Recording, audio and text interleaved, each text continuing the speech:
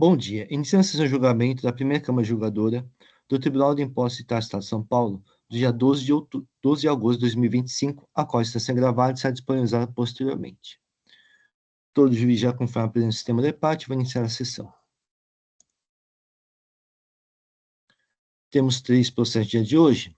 Vamos começar os trabalhos com os processos em que há pedido de sustentação oral e o patrão está presente. Estou iniciando com o processo de Submineiro Alimentos Limitado, recurso originário de minha relatoria. Só um momento que eu vou fazer o registro da presença da patrona.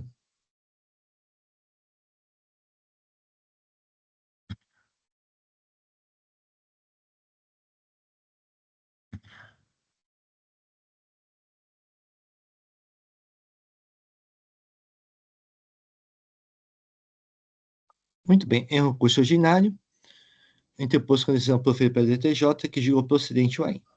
São 2 acusações fiscais que registraram-se indevidamente semestre do período de janeiro de 2020 a dezembro de 2021, no campo 57, outros créditos das GIAs e livro fiscal de apuração ICMS. O contribuinte foi notificado a comprovar a origem dos créditos, porém não fez de maneira inequívoca. Segunda acusação, deixar de escriturar no livro de registro de entradas do período de janeiro de 2020 a dezembro de 2021, as notas fiscais eletrônicas relativas à entrada de mercadoria no estabelecimento, sem conta escriturar as operações do período. A decisão primeira instância julgou procedente o AIM, inconforme a decisão primeira instância, o contribuinte interpôs recurso ordinário, apresentando em síntese alegações.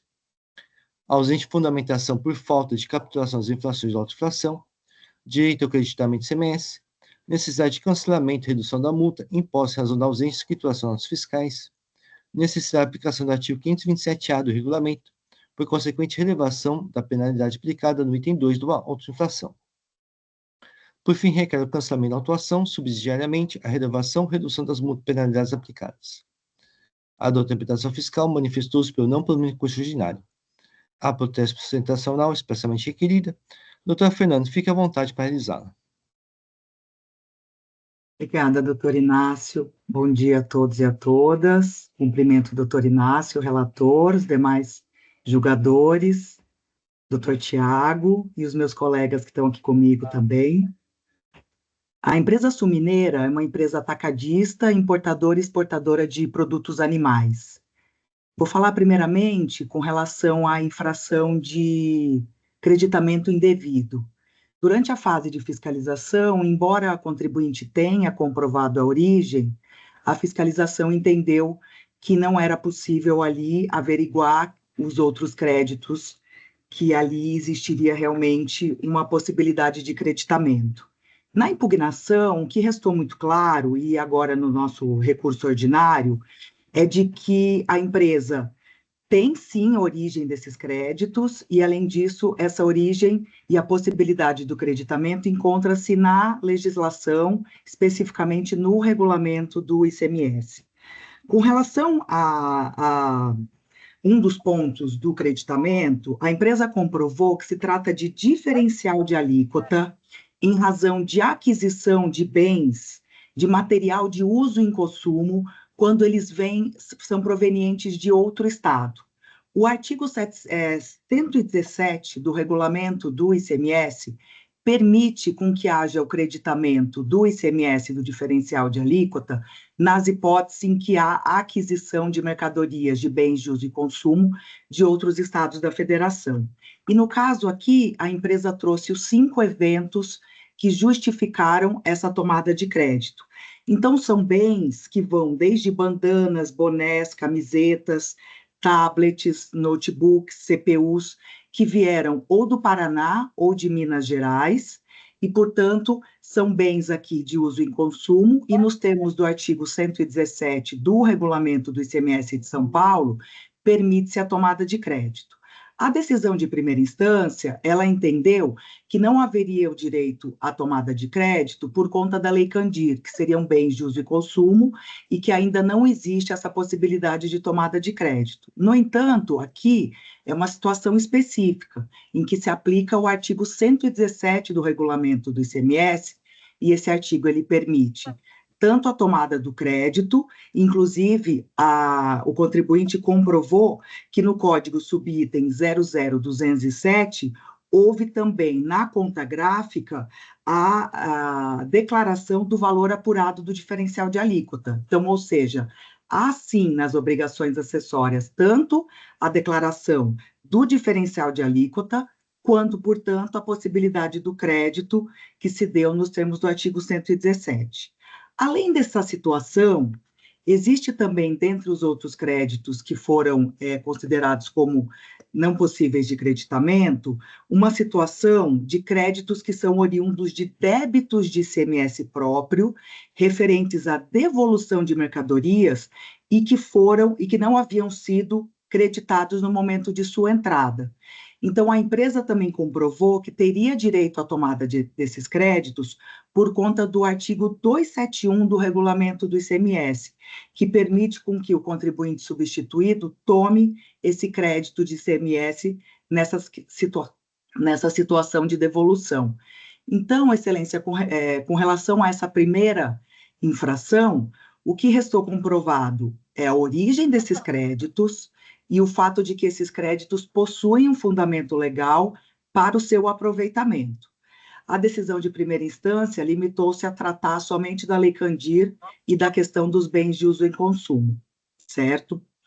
Com relação à segunda infração, o que entendeu a fiscalização é que não houve a escrituração de determinadas notas fiscais. E daí, com relação a esse ponto, são 132 notas fiscais, e o que nós demonstramos é que 33 notas fiscais foram sim escrituradas. No entanto, foram escrituradas a destempo.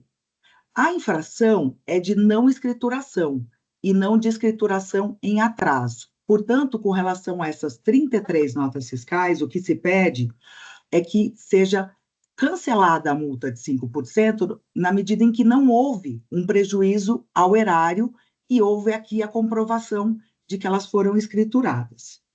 Há outras 4 notas fiscais que foram canceladas pelo emitente e o que a gente percebeu é que não houve uma sincronização com o ambiente nacional, ou seja, embora o emitente tenha cancelado antes da entrada da mercadoria no estabelecimento da recorrente, essa situação não foi identificada pela Cefaz de São Paulo, certo?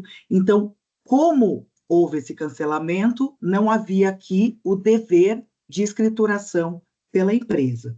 Além disso, tem 2 notas fiscais que as operações foram anuladas, inclusive o contribuinte trouxe a nota de entrada, o número da nota de entrada que foi emitida pelo emitente com essa anulação, e por fim, 93 notas fiscais que são realmente de desconhecimento da recorrente, ou seja, não se sabe de que se trata essas notas fiscais, porque não houve o recebimento da mercadoria pelo contribuinte. De qualquer forma, julgadores, o que se pede aqui é que sejam considerados esses fatos, que inclusive estão no recurso voluntário, com as imagens que provam ou o cancelamento, ou essas notas de entrada do emitente com o número, ou ao menos que se aplique o artigo 527-A do regulamento do ICMS, para que haja uma redução ou uma relevação dessa penalidade na medida em que não houve dolo, fraude ou simulação. É uma empresa que, embora de porte não seja um porte pequeno, é uma empresa que, por conta disso, não pode ter esse direito à relevação negado, na medida em que ela atendeu corretamente a fiscalização, não há prejuízo ao erário, e esse é o único auto de infração da empresa. Conforme pode-se ver por uma análise do CNPJ da recorrente no sistema do EPAT, não há outros autos de infração e nem uma reincidência com relação a essa infração.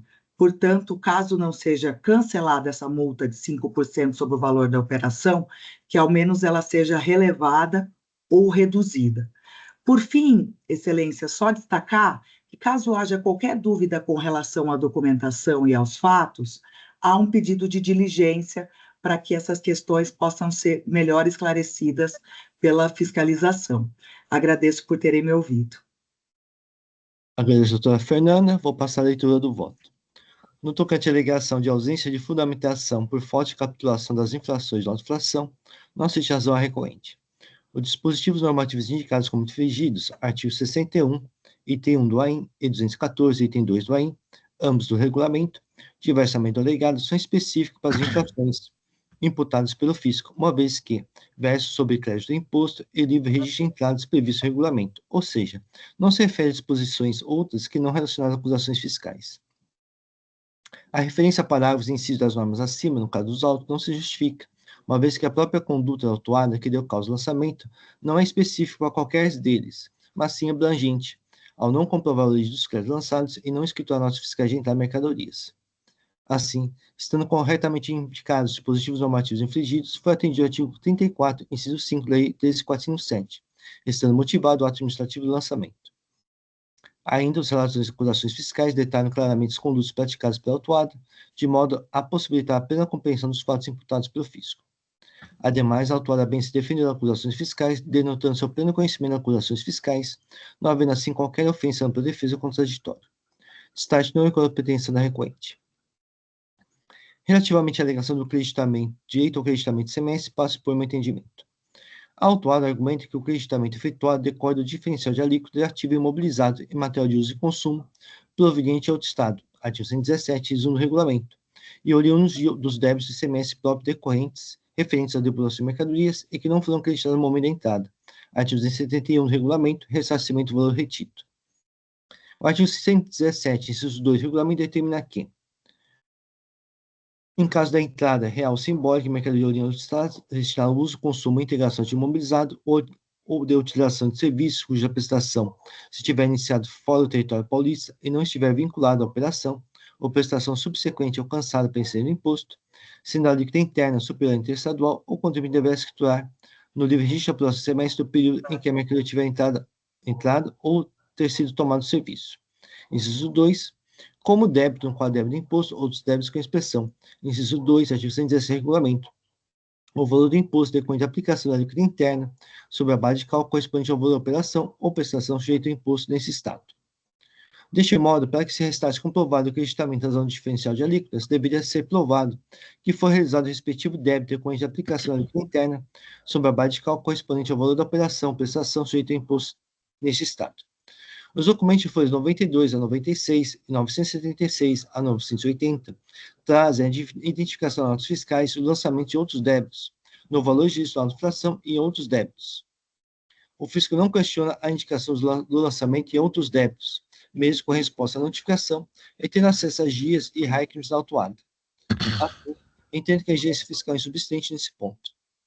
Quanto às alegadas devoluções, documentos de folha 159 a 834, PINT TXT, contém relação às notas fiscais de devolução com as chaves da nota fiscal eletrônica e indicações respectivas das notas fiscais de origem, entrada em mercadorias. Realizado o consulta no portal da nota fiscal eletrônica, pela chave da nota fiscal eletrônica, verifica-se que se trata de, abre aspas, deve compra para comercialização, substituição tributária, devolução, compra para comercialização, fecha aspas, ou seja, são notas fiscais de devoluções como alegado pela recorrente. O fisco não questionou as indicadas notas fiscais de origem das devoluções, em especial, que não houve a retenção antecipada do imposto. O artigo 271 do regulamento permite o creditamento do imposto incidente sobre obrigação de saída promovida pelo juiz passivo por substituição, na hipótese do artigo 269, inciso 4 do regulamento, saída destinada ao Estado, como é no caso das devoluções interestaduais. Assim, neste ponto, a agência fiscal também é insubsistente. Então, destaque cancela o item 1 do AIN. Quanto ao item 2 do AIN, as notas indicadas as folhas 1135 a 1136, segundo a recorrente, foram escrituradas no momento posterior. Assim, resta caracterizar a inflação, uma vez que não foram escrituradas no momento de determinada realização, como consta o relato da inflação. Em relação às notas fiscais indicadas como canceladas, os prints contidos nas folhas 1136 a 1140 não provam o efetivo cancelamento delas, sendo que efetuada a consulta em 5 de setembro de 2025 no portal da nota fiscal eletrônica, não há registro ao cancelamento, assim, elas continuam com validade. A recorrente não apresenta qualquer prova de que as mercadorias não entraram no estabelecimento, como declaração dos emitentes, notas fiscais, de que não integraram elas. As operações tidas como anuladas pelo emitente, as indicadas nas fiscais 11975 e 11976 não constam demonstrativo de folhas 8 a 14, ou seja, não fazem parte da acusação fiscal. No tocante legais a operações desconhecidas, a portaria CAT 162 de 2008 estabelece a obrigação do destinatário na fiscal eletrônica.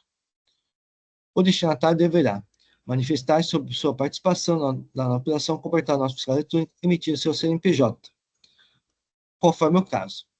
Então, tem o item, tem a linha C, desconhecimento da operação descrita na fiscal eletrônica não solicitada a pessoa destinatária. Assim, é obrigação do destinatário manifestar sobre desconhecimento dela, ou seja, somente com a expressa manifestação é que você poderia presumir que não houve entrada de mercadorias não estabelecida na recorrente. O silêncio não gera tal presunção, pelo contrário, a presunção é que ocorre nas operações, uma vez que a emissão das notas fiscais é autorizada pelo fisco de origem. Não se trata de prova negativa, uma vez que a recorrente poderia buscar declaração ou outras provas junto aos emitentes fiscais, no sentido de que não realizaram a operação com ela. No entanto, a recorrente silenciou-se contra sua manifestação sobre operações não tendo legislação, ou seja, diversamente alegado, não buscou provas da sua alegação junto aos emitentes notas fiscais. Assim, tais alegações instituídas e provas não devendo prosperar. Parte entendo correta a acusação do item 2 do AIM. Em relação ao pedido de aplicação do artigo 527-A do regulamento, ele é aplicável no item 2 do AIM, por não haver vigência do imposto.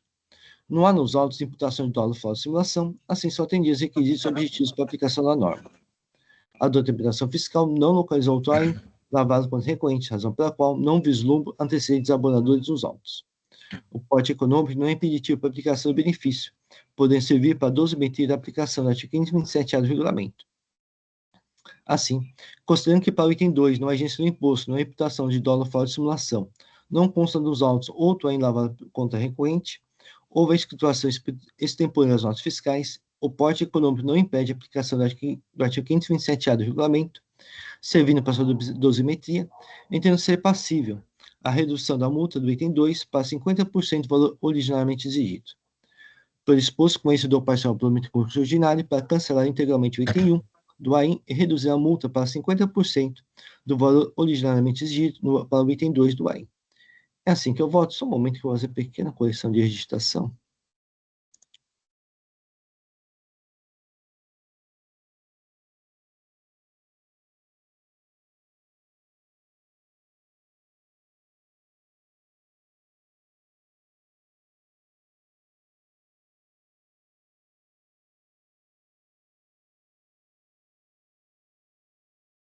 Muito bem, o voto está registrado, o processo está em discussão. Não havendo inscritos, vou encerrar os debates. Vou verificar o código de presença.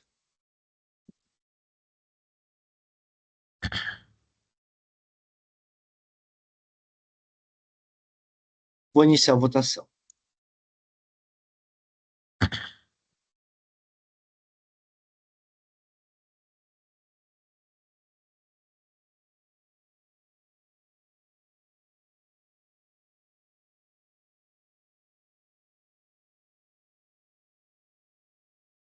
Iniciada a votação, tem o recurso ordinário de Sul-Mineira Alimentos Limitada, foi conhecido e parcialmente provido.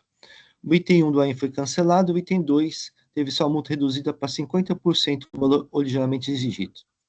Agradeço a presença da doutora Fernanda, bom dia. Muito obrigada, tenha um bom dia, um bom trabalho também.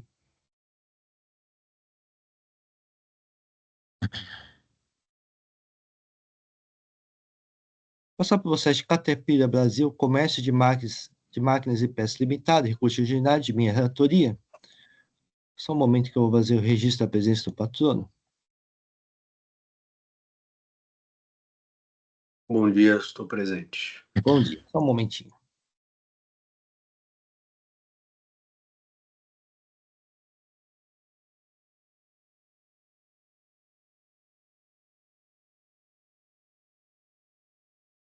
Muito bem, o recurso ordinário, a acusação fiscal, deixar de pagar ICMS por emissão e escrituração de notas fiscais eletrônicas referente a operações tributadas com erro na apuração do imposto.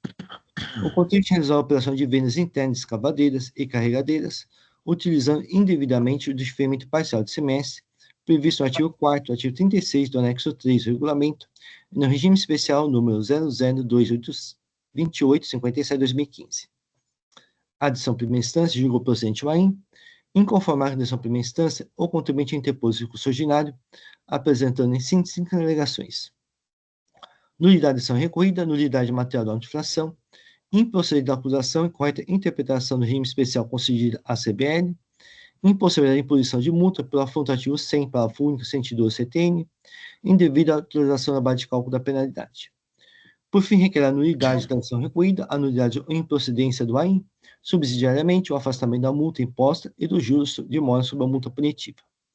A douta interpretação fiscal manifestou-se por não público constitucionário, a protesto por sustentação oral. Doutor Bruno, eu vou antecipar um pouco o meu voto. No dia de hoje, eu não vou apreciar o mérito. Estaria apreciando somente a alegação de nulidade da decisão recorrida. Se o doutor Bruno desejar, pode focar a sustentação oral nesse ponto, ou então, se preferir, pode fazer a sustentação do todo o processo. Fique à vontade. Entendi. E eu teria a oportunidade de fazer a sustentação do mérito em uma outra ocasião? Ou Sim. Mesmo que eu faça agora? Ou não? Se eu fizer agora, aí não tenho mais nova oportunidade. Bem, eu estou apreciando só a questão da nulidade da decisão recorrida.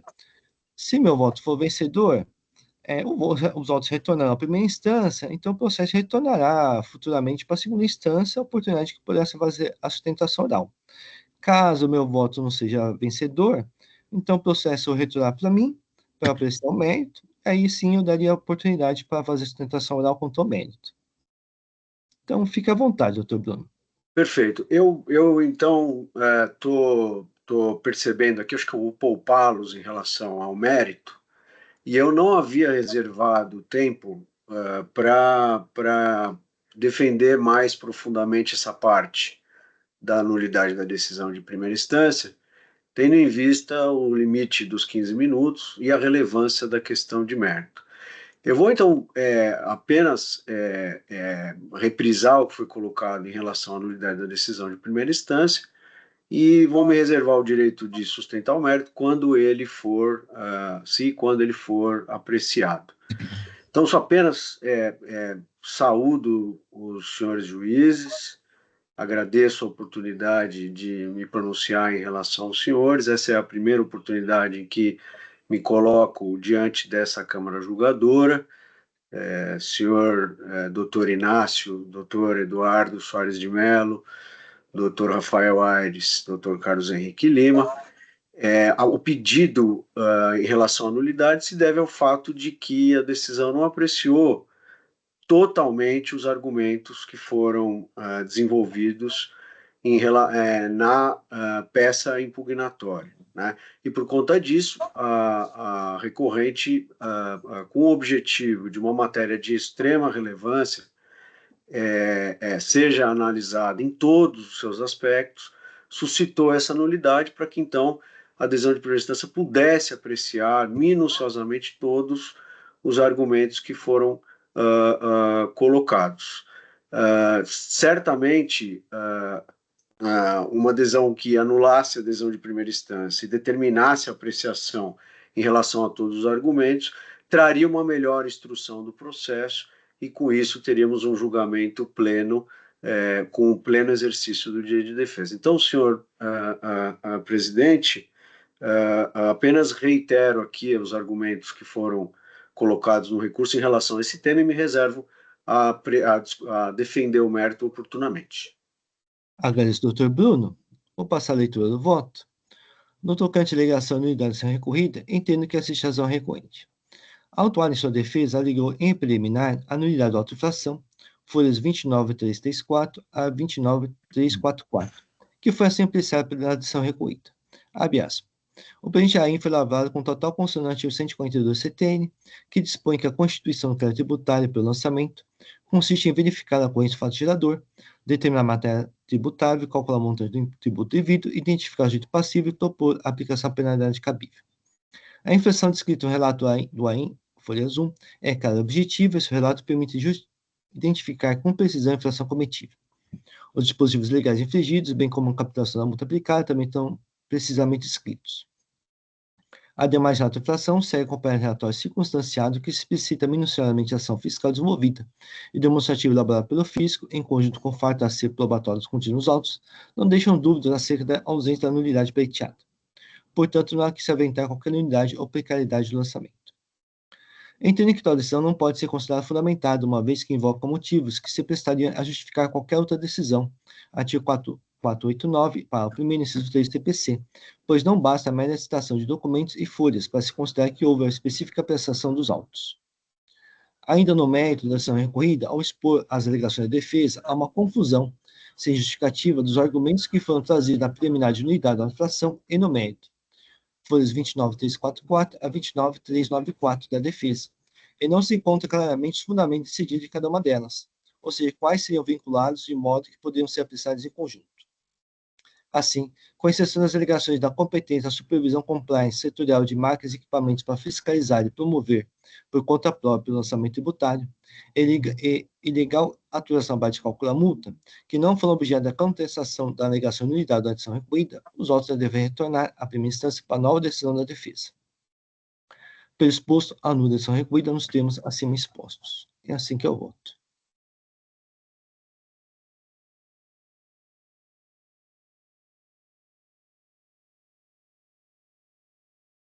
Muito bem, o voto está registrado, o processo está em discussão. Presidente, Sim. posso só um breve comentário? Sim.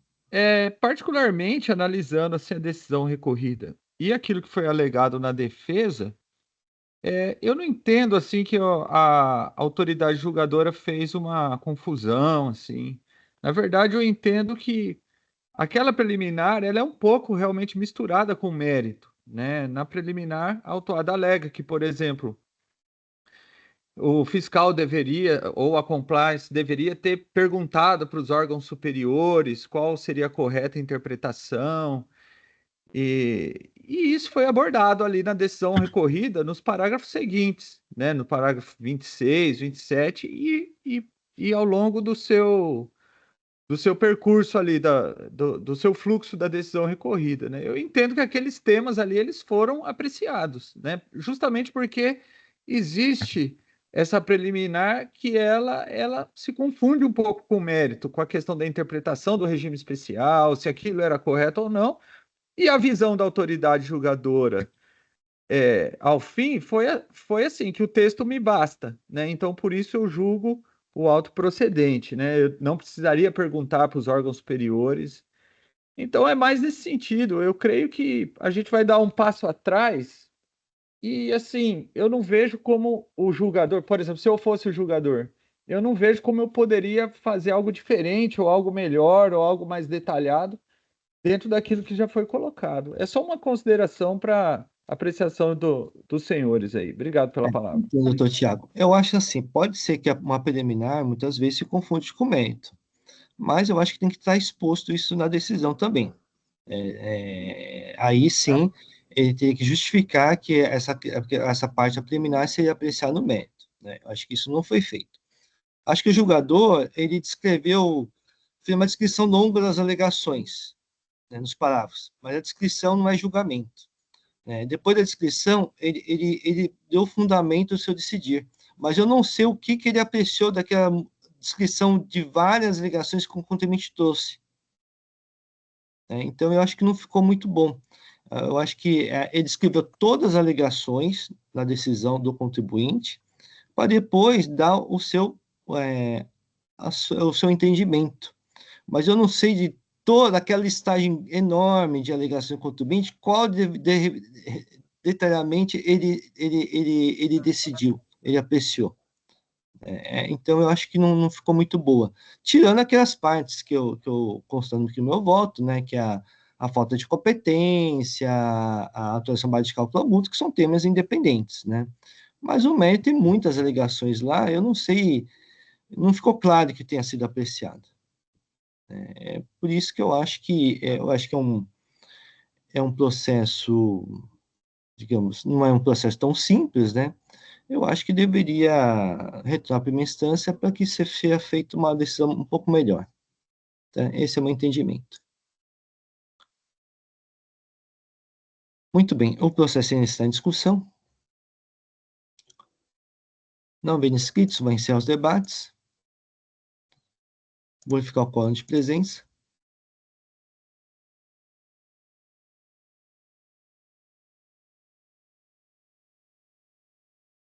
E vou iniciar a votação.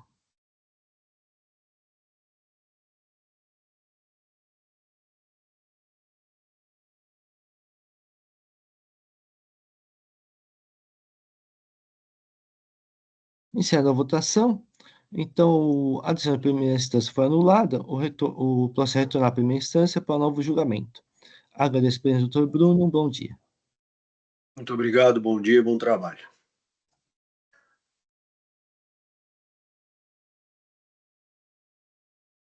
Passar para o processo de Centro Distribuidora Limitada. É um recurso ordinário, relator do Dr. Carlos Henrique. Só um momento que eu vou fazer o registro da ausência do patrono.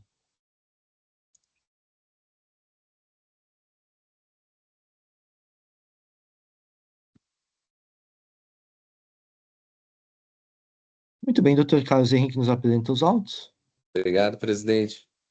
O auto é composto de duas infrações, presidente. Primeira, deixou de pagar o ICMS no montante de tal no período de janeiro de 2020 a dezembro de 2021, conforme demonstrativo do analítico 1.1 e 1.2, por emissão das notas fiscais eletrônicas ali relacionadas referentes a operações tributárias com erro na determinação da base de cálculo, tendo em vista que nas saídas internas das mercadorias foi aplicado indevidamente o benefício fiscal de redução de base de cálculo previsto no artigo 39 do anexo 2 do RICMAS, reduções de base de cálculo, referente a produtos alimentícios, inciso 14, preparações alimentícias diversas do capítulo 21 NCM, uma vez que não atende às condições previstas nas alíneas A e C do item 2, parágrafo 4º do mesmo artigo, para a fruição do citado benefício, conforme se constata pela consulta ao CNPJ, base da autuada no site da Procuradoria-Geral do Estado de São Paulo e demais documentos juntados. O item 2, creditou-se indevidamente ICMS montante tal, no período de janeiro de 2020 a dezembro de 2021, ao escriturar notas fiscais referentes a operações de entrada de mercadorias para uso e consumo do próprio estabelecimento, todas relacionadas ao demonstrativo 2 analítico, conforme se comprova pelo termos circunstanciados, dando-se livros de registro de entrada, amostragem, notificações, resposta a notificações tais e demais documentos todos juntados. Trata-se de aquisição de produtos relacionados a material de embalagem utilizado sem fins de comercialização, mas tão somente para facilitar transporte de medicamentos, tais como caixas de papelão, saco de papel, fita seladora, filme stretch e etiqueta, entre outros. A recorrente apresentou tempestivamente defesa. A autoridade fiscal atuante manifestou acerca da defesa apresentada de folhas tais, afirmando que a recorrente não trouxe qualquer alegação ou provas que pudessem afastar o auto-infração, requerendo a manutenção integral do auto-infração. A respeitável decisão de primeira instância administrativa de folhas tais julgou totalmente procedente o auto-infração. A empresa interpôs recursos ordinários, a ordinário reprisando os argumentos de defesa.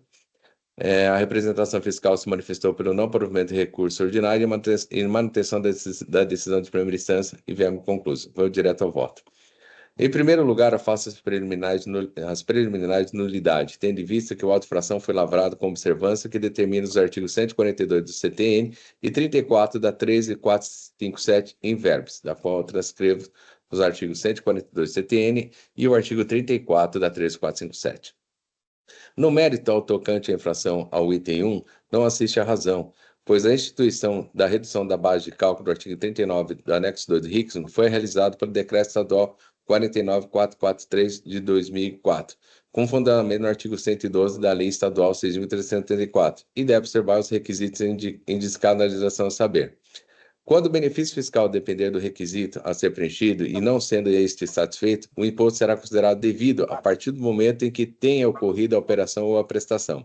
Parágrafo 1º, o recolhimento do imposto far-se-á na multa e demais acréscimos que serão devidos a partir do vencimento do prazo em que o imposto deveria ter sido recolhido, caso a operação ou prestação não fosse efetuada com benefício fiscal, observadas, quanto ao termo inicial da incidência, as respectivas normas reguladoras da matéria.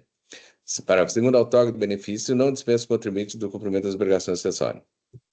Deste modo, não cumpridos os requisitos para usufruir da redução da base de cálculo, a recorrente não poderia usufruir desse benefício e a autoridade julgadora afirma na decisão do recorrido que a fruição de tal benefício está condicionada ao contribuinte não possuir, por qualquer de seus estabelecimentos débitos escritos em dívida ativa e débitos correntes de auto de infração, nos termos do item 2, alíneas A e C, parágrafo 4º do artigo 39, anexo 2 do RIC, em verbos, da qual o artigo 39 fala: fica reduzida a base de cálculo do imposto incidente nas saídas internas com produtos alimentícios seguinte caso classificado, segundo a nomenclatura, segundo a NCM, realizado por estabelecimento fabricando ou atacadista de forma de carga tributária correspondente a 12%, da qual o artigo parágrafo 4º e seus incisos, que não vou ler, estão descritos também no meu voto.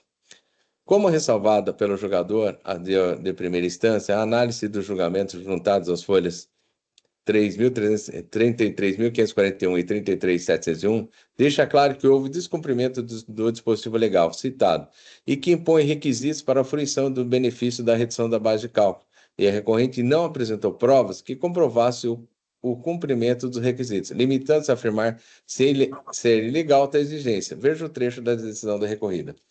No item 11, no caso, entretanto, autuado, apesar de emitir notas fiscais com redução de base de cálculo, previsto no artigo 39, anexo 2 do RICAMS, folhas tais, por amostragem, possui a débito escrito em dívida ativa, de folhas tais, da qual comprova, e o auto de infração 4007-302-6, contra si lavrado, em relação ao qual não cabia mais defesa ou recurso na esfera administrativa e cujo débito não foi pago no prazo fixado para o recolhimento de folhas tais. O item 12, sem contestar o desentendimento e as condições impostas pelas alíneas A e C do item 2 do parágrafo 4º, artigo 39, anexo 2 do RICAMS, aduz atuado que a restrição e a concessão do benefício, instituída pelo Decreto 56.850 de 2011, violaria o princípio da legalidade por representar a majoração indireta de tributo. Sustenta ainda que a exigência de regularidade fiscal para o gozo da isenção não seria admitida pelo ordenamento jurídico e ofenderia os princípios do não confisco e da livre iniciativa. Já o item 13, a alegação de ofensa ao princípio da legalidade tributária não merece acolhimento, tendo visto que não se trata de nova exigência ou aumento do tributo, artigo 151 da Constituição Federal, mas instituição de condicionante à fruição do benefício de redução de base de cálculo. Com efeito, não se trata de majoração indireta do tributo, considerando-se que os contribuintes que não preenchem os requisitos previstos na legislação continuam sujeitos à carga tributária do imposto sem qualquer acréscimo. Estados os requisitos previstos na legislação supratranscrita, não há que se falar em ilegalidade como alega a recorrente. Não há que se falar também em violação aos princípios de livre concorrência, tendo em vista que a redução da base de cálculo condicionada prevista na legislação não importa em violação da livre concorrência contra o contribuinte, não atende à condição para a fruição do benefício, eis que não é impossibilidade da redução da base de cálculo que promove eventual prejuízo para o contribuinte em relação às outras empresas de seu ramo de atuação, mas seu próprio status fiscal irregular, como inclusive entendeu a 11ª Câmara de Direito Público do Tribunal de Justiça do Estado de São Paulo, nos termos do trecho do acordo transcrito na decisão recorrida, apelação tal, relator Ricardo Dipp, de julgamento dia 26 de 4 de 22 e de 19 de 5 de 22. Não se vislumbra também a violação ao princípio do não confisco, pois restou cristalino que a não utilização do benefício da redução se dá em ocorrência do não cumprimento do requisito para tal. Relativamente ao item 2, a prova recorrente utilizou a escrituração de notas com crédito FLP 3556.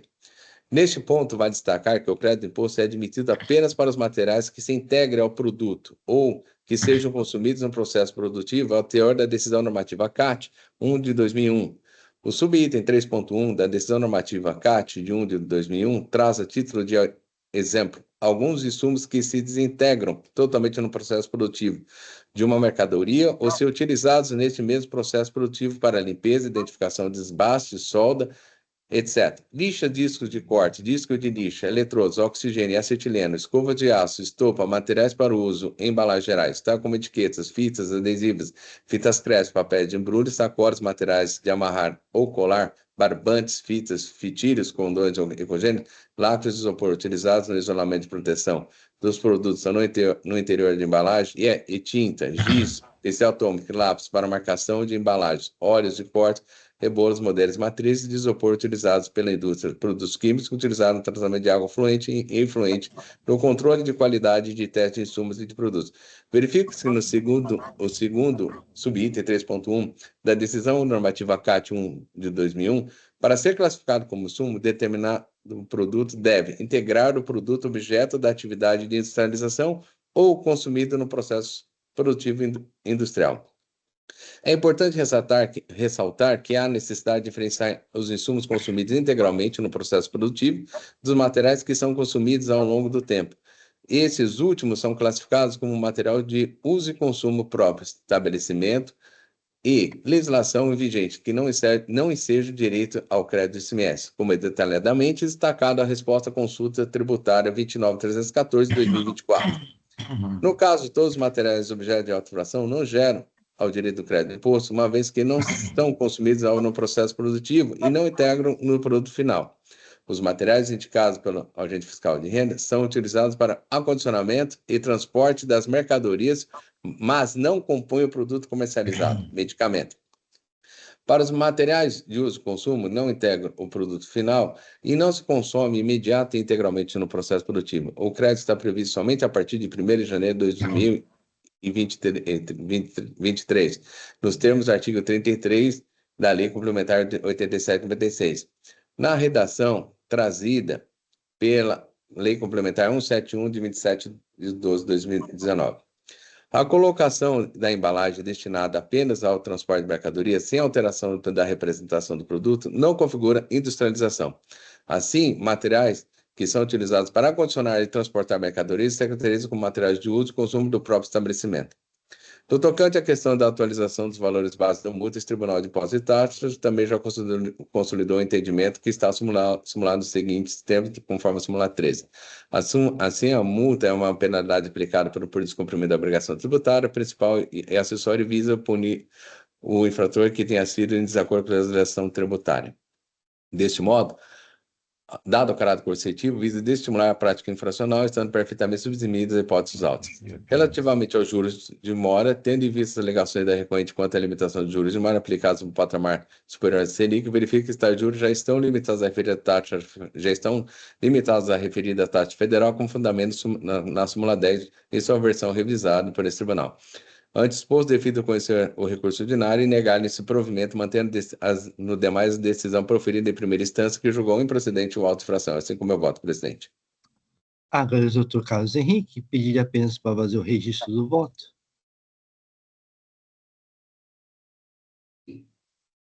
Doutor Carlos. Ah, já sei. Julgou procedente o auto de infração, não é isso, né? Exatamente. Exatamente. Eu vou editar. Muito obrigado pela observação, doutor Rafael. É verdade. Aqui, eu já vou arrumar aqui. Olha, estranho aqui, que eu acabei escrevendo. Julgou procedente a auto-infração, já está pronto, já está. Obrigado mais uma vez, doutor Rafael.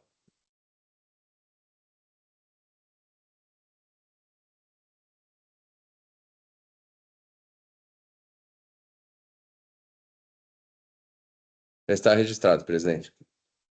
Agradeço ao doutor Carlos Henrique. O processo está em discussão. Não havendo inscritos, vai encerrar os debates. Vou verificar o quórum de presença.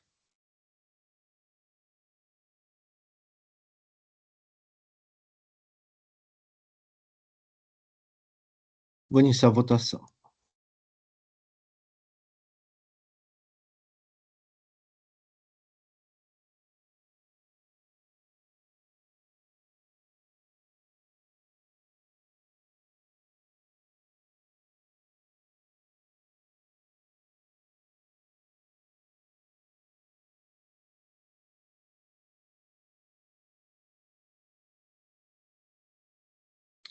Muito bem, encerrada a votação, o recurso ordinário de decência de distribuidora limitada foi conhecido e não provido.